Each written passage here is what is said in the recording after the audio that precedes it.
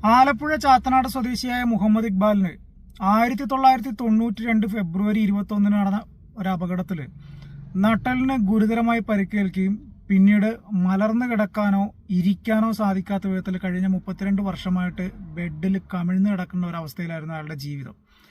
കഴിഞ്ഞ ദിവസം അദ്ദേഹത്തെക്കുറിച്ചുള്ളൊരു വാർത്ത മാധ്യമങ്ങളിലൂടെ പുറത്തു വരികയും അത് ലുലു ഗ്രൂപ്പ് അറിയുകയും പ്രത്യേകിച്ച് MA യൂസഫ് അലി സാർ അറിയുകയും ഉടൻ തന്നെ അദ്ദേഹത്തിന് വേണ്ട ചികിത്സയ്ക്ക് വേണ്ട അടിസ്ഥാനപരമായിട്ടുള്ള കാര്യങ്ങളെല്ലാം ഒരുക്കി കൊടുക്കാനും കുറച്ച് പൈസ നൽകാനും ലുലു ഗ്രൂപ്പിന്റെ ഇന്ത്യ ഹെഡായിട്ടുള്ള NB സ്വരാജിനെ നിർദ്ദേശിക്കുകയാണ് ചെയ്തത്.